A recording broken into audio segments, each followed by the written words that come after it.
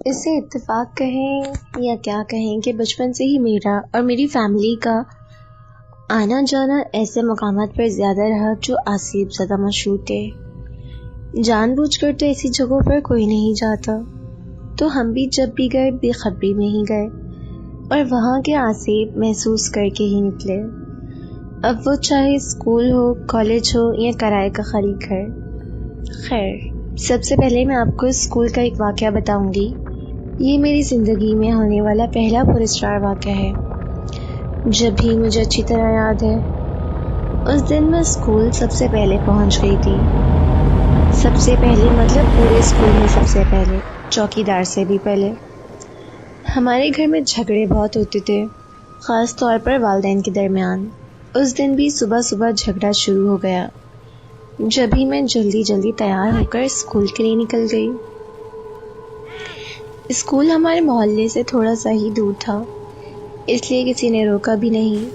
بہرحال میں 10 منٹ تک اسکول کے باہر ٹہلتی رہی۔ میں اس وقت چوتھی یا پانچویں کلاس میں تھی۔ 10 منٹ تک چوکی دار بھی پہنچ گیا اور گیٹ کھول دیا۔ میں اسکول میں داخل ہوئی اور بستہ اپنی کلاس میں رکھ کر پورے اسکول میں گھومتی رہی۔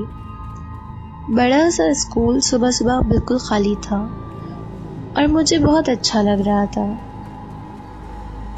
میں بچپن سے ہی تنہائی پسند رہی ہوں۔ خاموش سنسان مقامات مجھے ہمیشہ سے اٹریکٹ کرتے تھے۔ دوسرے بچوں کی طرح میں پریشان ہونے کے بجائے وہاں انجوائے کرنے لگی۔ چوکی دار بھی خاموشی سے جھاڑ پوچھ کر رہا تھا۔ میں یوں ہی کھیلتی کودتی باغ میں داخل ہو گئی۔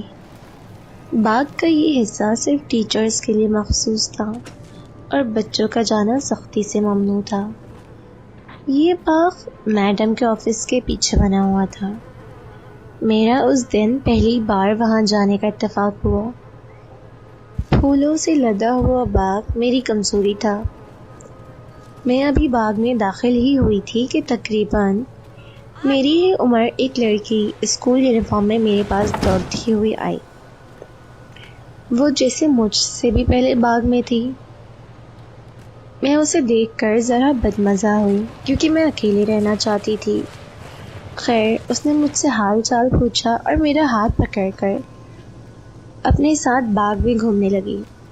مجھے عجیب لگ رہا تھا، بے وجہ فری ہو رہی تھی مجھ سے۔ بہرحال میں اتنی بھی بری نہیں تھی۔ میں اس کے ساتھ باتیں کرنے لگی۔ آہستہ آہستہ میرا موڈ بھی بہتر ہو گیا۔ میں نے اس سے اسکول کے بارے میں کافی باتیں کی جن کے اس نے نارملی جواب دیے۔ پھر اس نے ایک درخت سے گرنے والا عجیب سا لال رنگ کا پھول مجھے اٹھا کر دیا۔ پھول میں خوشبو نہیں تھی لیکن کافی خوبصورت تھا۔ اس پھول کو میں نے دوبارہ کبھی زندگی میں نہیں دیکھا۔ وہ بولی، آؤ میں تمہیں کچھ دکھاؤں۔ میں سر ہلا کر اس کے ساتھ چل پڑی۔ میں اندر ہی اندر تھوڑی حیران بھی تھی کیونکہ میرا خیال تھا اب تک دیگر بچے اور ٹیچرز آ جانے چاہیے تھی، کلاسز بھی شروع ہو جانی چاہیے تھی، پر خاموشی کا وہی عالم تھا۔ خیر، میں اس کے ساتھ چل پڑی۔ وہ مجھے باغ کے کونے میں بنی کچھ پرانی کلاسز کی طرف لے گئی جو عرصے دراز سے بند تھی۔ وہ مجھے ان کلاسز کے اوپر والے پورشن میں لے کر چلی گئی۔ ایک کلاس کا دروازہ کھول کر اندر داخل ہو گئی۔ میں بھی اس کے پیچھے پیچھے اندر داخل ہو گئی، لیکن اندر جا کر میں بری طرح سہم گئی کیونکہ کلاس میں کوئی بھی موجود نہیں تھا۔ کلاس کی کھڑکی کا شیشہ ٹوٹا ہوا تھا جس میں سے گزارے لائق روشنی آ رہی تھی اور اسٹوڈنٹس کے پڑھنے لکھنے کی معمول کی آوازیں بھی آ رہی تھیں۔ میں نے کھڑکی سے جھانک کر دیکھا تو اسکول معمول کے مطابق شروع ہو چکا تھا اور سورج بھی نکل چکا تھا، جبکہ کچھ لمحوں پہلے جب میں باغ میں تھی تو صبح کی ویسی ہی خاموشی چھائی ہوئی تھی اور دھوپ کا تو نام و نشان ہی نہیں تھا۔ میں دوڑ کر کلاس سے باہر نکلی اور جیسے ہی باغ سے نکلنے لگی تب میڈم سے ٹکرا گئی۔ میڈم میری امی کی بچپن کی دوست بھی تھیں۔ انہوں نے مجھ سے پوچھا، آپ کہاں تھی؟ کلاس میں آپ کا بیگ تو موجود ہے لیکن آپ کو کچھ اتا پتہ نہیں۔ تب میں نے روتے ہوئے میڈم کو سارا واقعہ بتا دیا۔ میرے ہاتھ میں اس لڑکی کا دیا ہوا لال پھول اب تک تھا۔ مجھے تھوڑی سی دیر میں شدید بخار ہو گیا اور میڈم نے مجھے گھر بھیج دیا۔ میں تقریباً 2-3 دن بعد اسکول آئی۔ اس واقعے پر پہلے تو مجھے میری امی ٹالتی رہیں کہ شاید میں نے کوئی خواب وغیرہ دیکھا ہے، لیکن جب میں ضد میں آ گئی کہ میں دوبارہ وہاں چلے جاؤں گی اگر آپ نے مجھ پہ یقین نہیں کیا تو، تب میری امی نے بتایا کہ وہ والی کلاسز جب آباد تھیں تب بہت سے اسٹوڈنٹس اور ٹیچرز کے ساتھ بہت عجیب و غریب واقعات پیش آتے تھے، جبھی انہیں بند کر دیا گیا۔ وہ باغ بھی پہلے اسٹوڈنٹس کے لیے ہی بنایا گیا تھا، لیکن کلاسز کے علاوہ باغ میں بھی کچھ غیر معمولی محسوس ہوتا تھا۔ جبھی باغ کو بھی بچوں کے لیے بند کر دیا گیا۔ ٹیچرز کا نام لے کر اس لیے روکا جاتا ہے تاکہ ٹیچرز ڈرے نہیں، ورنہ در حقیقت اب ٹیچرز بھی وہاں نہیں جاتے۔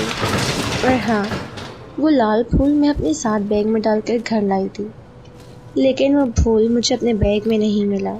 جب میں اس واقعے کے بعد چوتھے دن اسکول پہنچی تب میں اور میری سہیلیاں تجسس کے ہاتھوں مجبور ہو کر دوبارہ باغ میں چلی گئیں، لیکن باغ میں داخل ہونے کی میری ہمت نہ ہو سکی کیونکہ اس دن ہرا بھرا پھولوں سے سجا ہوا باغ چوتھے دن ہی بالکل ویران بیاباں تھا۔ ایک تو آم سے درخت تھے اور گھاس نہ ہونے کے برابر تھی۔ 4 دن میں بھلا ایسے کیسے ہو سکتا تھا؟ وہ بچی کون تھی؟ کہاں سے آئی تھی؟ اور اچانک کہاں چلے گئی؟ میں نہیں جانتی۔ مزید اسٹوریز کے لیے ہمارے چینل کو سبسکرائب کیجیے۔ Thank you.